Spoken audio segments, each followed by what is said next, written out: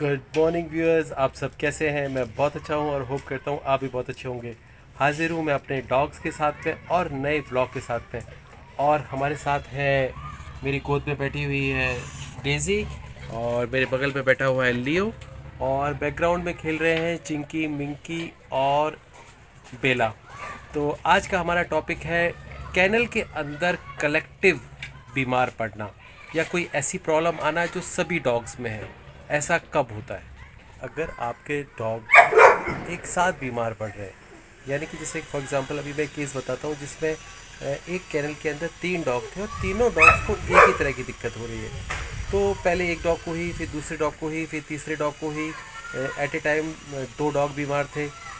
दोनों सभी को लूज़ मोशंस हो रहे थे। लूज़ मोशंस भी ऐसे कि जो मेडिसिन से कंट्रोल तो हो जा रहे थे, लेकिन फिर बाद में भी हो जा रहे थे। टेस्ट कराने के बाद पता चला कि कोई पार्वो जैसी शिकायत नहीं है। तो क्या है दिक्कत? देखिए, एक चीज़ मैं आपको बता दूं कि अगर आपके कैनल के अंदर डॉग्स एक ऐसी बीमारी से पीड़ित हैं जो सभी को हो रही है, तो इसका मतलब है कि कोई ऐसी गलती हो रही है या ऐसी कोई कंडीशन है जिसे आप नहीं समझ पा रहे हैं, और वो सभी के लिए कॉमन है। अब सभी के लिए क्या क्या कॉमन होता है, पहले आपको ये देखना पड़ेगा। देखिए, सभी के लिए आपका शेल्टर कॉमन होता है, जहाँ पे आपने उन्हें रखा होता है। दूसरा, सभी के लिए खाना कॉमन होता है। तीसरा, सभी के लिए पानी कॉमन होता है। ठीक है, तो शेल्टर के अंदर हम डिस्कस करेंगे क्या क्या पॉसिबिलिटीज़ हो सकती हैं, खाने के अंदर पॉसिबिलिटीज चेक करेंगे, पानी के अंदर चेक करेंगे। देखिए, सबसे पहले खाना पानी चेक करना चाहिए। खाना पानी के अंदर कहीं ऐसा तो नहीं है कि आपने कुछ ऐसे चेंजेस किए हों जो किसी भी डॉग को सूट ना कर रहे हो, या फिर आपने खाना चेंज किया हो या किसी दूसरी टाइप का खाना लेके आए हो, एक दूसरे ब्रांड का खाना लेके आए हो, या फिर हो सकता है कि आपने कोई नया बैग खोला हो। देखिए, कभी कभी ऐसा होता है कि डॉग्स के जो फीड आता है इसके अंदर फंगल ग्रोथ हो जाती है किसी न किसी तरह से।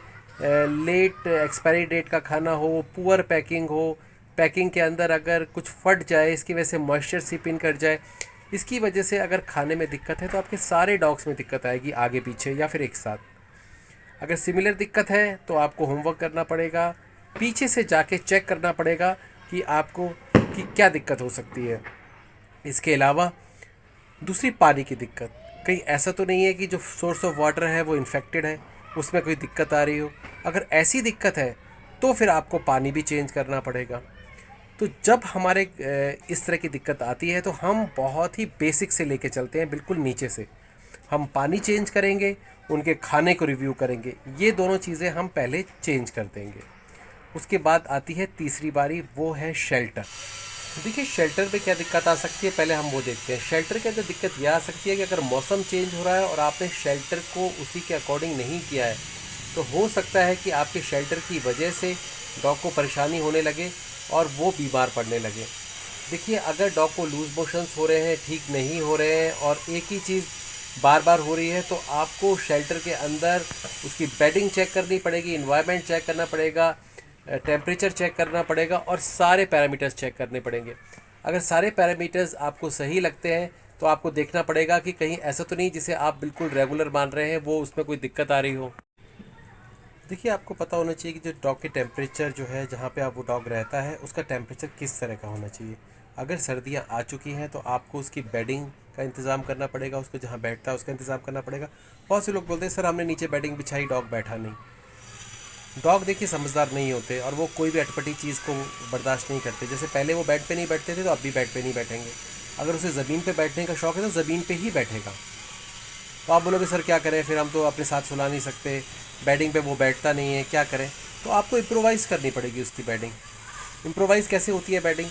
देखिए, इम्प्रोवाइज़ करने का मतलब ये है कि अगर डॉग को बिल्कुल भी चढ़कर बैठना या किसी बेडिंग को पसंद नहीं है, तब आपको उसकी बेडिंग की जगह आपको कोई प्लाई डालनी पड़ेगी। देखिए, प्लाई जो होती है ये वाटरप्रूफ नहीं होती, कन्वेंशनल प्लाईज। इनके अंदर पानी चला जाता है, डॉग के गीला कर देने से या पानी गिर जाने से तो ये फूल जाती हैं। ऐसे केस में आपको इन सारी चीज़ों को थोड़ा सा सोच के चलना पड़ेगा। देखिए, अगर आपका डॉग बेडिंग पे बैठ सकता है तो आप उसको बेडिंग दीजिए। थोड़ी सी रेस्ड बेडिंग, बहुत ज़्यादा रेस्ड नहीं होनी चाहिए, ज़्यादा से ज़्यादा 1 इंच, क्योंकि डॉग को बहुत ज़्यादा चढ़ना पसंद नहीं है, खासकर हैवी डॉग्स को। हैवी डॉग बहुत ज़्यादा चढ़ना पसंद नहीं करते हैं। छोटे डॉग्स तो कहीं पे भी चढ़ जाते हैं, उनके लिए अलग से बेडिंग बनाई जा सकती है। मैं बात कर रहा हूँ मैस्टिफ्स, बड़े डॉग्स के लिए।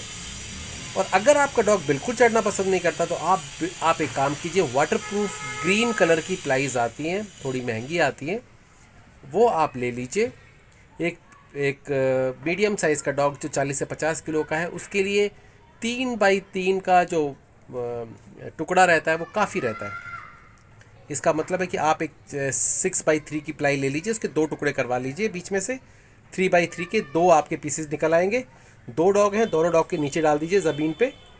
देखिए जैसे ही आप ज़मीन पे डालेंगे तो वो बिल्कुल ज़मीन से लगा हुआ रहेगा, डॉग को चढ़ने में भी कोई दिक्कत नहीं होगी, उसको लगेगा ही नहीं कि ये ज़मीन पे रखा हुआ है, और वो आराम से चढ़ के बैठ जाएगा। देखिए एक बार उसने उसको एक्सेप्ट कर लिया तो वो आराम से चढ़ेगा, और आराम से चढ़ने के बाद में उसके ऊपर ही बैठना शुरू कर देगा। मैंने देखा है, मेरे पास हर तरह के डॉग्स रहे, उसमें जो डॉग्स बेड पे नहीं बैठते उनके लिए हम प्लाई ज़मीन पे बिछाते हैं और वो वहीं पे बैठते हैं। देखिए लियो जो है उसको ना बेड पे चढ़ के बैठना बिल्कुल पसंद नहीं है, तो हमने क्या किया हुआ है, हमने एक ग्रीन कलर की प्लाई जो वाटरप्रूफ प्लाई है 3 साल पहले ली थी, अभी तक वो वैसी की वैसी ही है। डॉग्स बहुत पसंद आती है, आराम से वो उसके ऊपर बैठते हैं, लेटते हैं आराम से। देखिए सर्दियों में क्या होता है, डॉग्स को ना थोड़ा सा गोल होके बैठना या अपने आप को बहुत कम स्पेस में बैठने की आदत होती है। अगर ऐसे डॉग को आदत है और आपका डॉग बहुत बड़ा नहीं है, ग्रेट डेन है, तो आप पूरी की पूरी प्लाई डालिए, 6x3 की प्लाई डालिए, आराम से बैठेगा। अगर उससे थोड़ा कम साइज़ का डॉग है, बुल मैस्टिफ है, फ्रेंच मैस्टिफ है, लैब्राडोर है, रॉटवाइलर है, इसके लिए 3x3 की प्लाई भी बहुत होती है, आराम से बैठ जाता है डॉग उसके ऊपर। इसके ऊपर आप बोरी डाल सकते हैं, ना भी डालें चलेगा, डॉग आराम से बैठता है। इसके आसपास के एरिए को इंसुलेट कर दें, हवा आने की जगह को बंद कर दें, यही काफ़ी होता है। तो मैंने आपको बताया कि अगर आपके ज़्यादा डॉग एक साथ बीमार पड़ रहे हैं और कलेक्टिव अगर आपको प्रॉब्लम हो रही है तो आपको कलेक्टिव चीज़ें देखनी पड़ेंगी। मैंने 2 मेन एग्जांपल आपको बता दिए, बाकी भी बहुत सारे एग्जांपल्स हो सकते हैं। अगर आपको कोई ऐसी दिक्कत हो रही है तो आप मुझे मैसेज कर सकते हैं, आप मुझे कॉल मत कीजिए, क्योंकि अक्सर मैं बिज़ी रहता हूँ तो मैं कॉल का जवाब नहीं दे पाता या लंबी बात नहीं कर पाता।